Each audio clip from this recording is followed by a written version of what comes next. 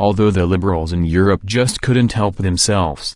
Our First Lady Melania Trump fired back at them with kindness and gratitude. After last week's overseas trip where the first family ran into protest after protest against who knows what, chicks on the right are reporting that Melania Trump thanked Belgium, the United Kingdom, and Finland for its warm hospitality and welcoming nature. Belgium, UK, Finland, thank you for your warm hospitality, the First Lady wrote on Instagram on the gorgeous behind-the-scenes clip she shared Tuesday, which highlighted her various stops during the trip. All through the video posted above, you get to see part of the concert she attended at the Queen Elizabeth Music Chapel in Waterloo, Belgium, along with the spouses of other world leaders as President Trump met with the world leaders during the first day of the North Atlantic Treaty Organization, NATO, summit. In one part of the video, you can see her making poppies with the children at the Royal Chelsea Hospital in London. Continued by a great recap of the stunning outfits she wore during the visit, one of which included the off-the-shoulder yellow chiffon gown by J Mendel that the First Lady wore to a gala dinner alongside Trump at the Blenheim Palace in England with British Prime Minister Theresa May and her husband, Philip May. Thank you, Royal Hospital Chelsea, for the warm welcome. I enjoyed my tour of the Red Chapel and Great Hall and MTG your lovely pensioners. Speaking with children from George's primary school to discuss their program Be the Best You Can Be was such a treat, and I had much fun in my first bowls match. #Be Best, Flotus captioned one of her posts from the trip after meeting the veterans and kids. A great visit in Belgium, proud to represent the US at the spousal program during at NATO. Thank you to our host Belgium, at Museum Brussels, at Music Chapel and at NATO for a wonderful program. These opportunities are important to building lasting relationships our foreign allies, she captioned an earlier post from the stop in Belgium. Every time I see posts like this I get giddy. After having to endure 8 long years of having a first family like the Obamas, you just can't help but smile when you see posts like these. We went from crass to class overnight, just because the media and the amoral majority and pop culture guilted the American people into voting for an empty suit just because of his skin color. Here is more on the First Lady via the White House.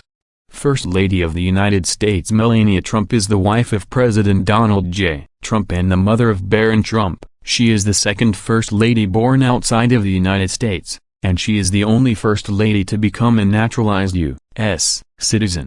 And like the First Ladies before her, Melania Trump will make her mark on history. Melania Trump was born on April 26, 1970 in Slovenia. At age 16, she began what would soon become a highly successful modeling career, appearing in many high-profile ad campaigns and working with some of the best photographers in the fashion industry. In 1996, Mrs. Trump moved to New York, and 10 years later, she proudly became a United States citizen. Mrs. Trump has always been an active member of her community. In 2005, she was honorary chairwoman for the Martha Graham Dance Company. That same year, she was awarded Goodwill Ambassador by the American Red Cross, a role she served in for 4 years. Mrs. Trump served 5 years as honorary chairwoman for the Boys Club of New York and was named Woman of the Year in 2006 by the Police Athletic League. Mrs. Trump has participated in National Love Our Children Day and National Child Abuse Prevention Month,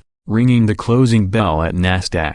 In 2010, Mrs. Trump was the chairwoman for the American Heart Association, which raised $1.7 million for research. That same year she launched her own jewelry collection. While Melania Trump became a household name in modeling and a contributing member of her community, she is first and foremost a mother and wife. And in 2017, Melania Trump made the White House and Washington home for her family. In her role as First Lady, Mrs. Trump focuses her time on the many issues affecting children. An unwavering characteristic of the First Lady is her aptitude for showing love and compassion in all that she does. Mrs. Trump spends much of her time meeting with children who are patients at hospitals and care centers. Recently, she took Valentine's to the Children's Inn at the National Institutes of Health in Cincinnati Children's Hospital.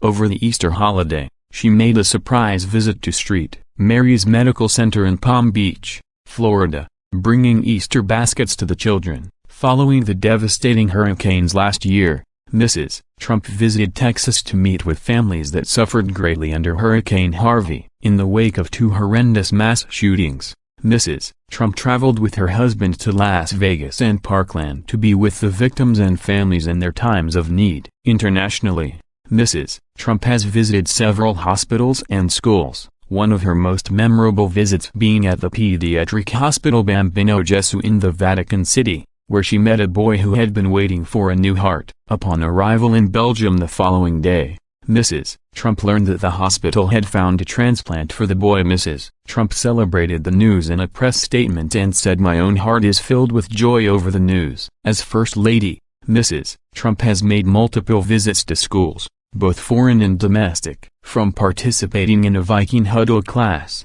which focuses on emotional learning at Orchard Lake Middle School in Michigan, to taking the Queen of Jordan to Washington, D.C.'s first public charter school for girls at Excel Academy in Southeast. Mrs. Trump is always bringing children to the forefront of her agenda. While traveling abroad, Mrs. Trump visited the American International School in Riyadh, Saudi Arabia, with Education Minister Ahmed Alissa, and took a calligraphy lesson with local children at Kyobashi Tsukiji Elementary School with Mrs. A. While visiting Japan, earlier this spring, Mrs.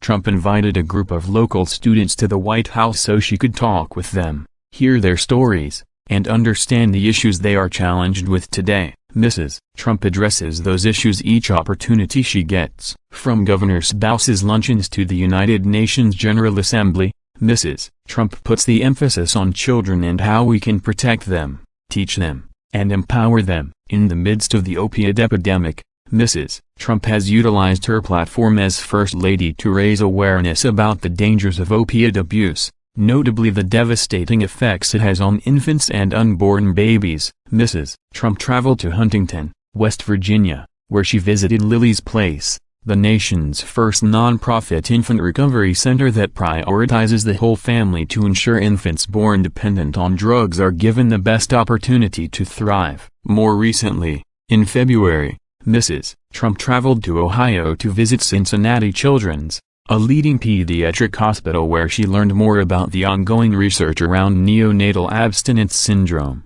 as a harmful result of drug abuse in pregnant mothers. Mrs. Trump has participated in multiple opioid summits and continues to work with the administration on raising the awareness of opioid abuse and how we can better protect children from it. On May 7, Mrs. Trump launched Be Best, an awareness campaign focused entirely around the well-being of children. The campaign has 3 pillars, which represent key areas of concern for Mrs. Trump: well-being, which includes the social and emotional health of children; social media, and understanding both the positive and negative effects it has on our children; and opioid abuse, and how to protect our most vulnerable from the effects of drug abuse while educating parents about the detrimental effects of opioids. After the launch, the First Lady is dedicated to carrying out her Be Best campaign.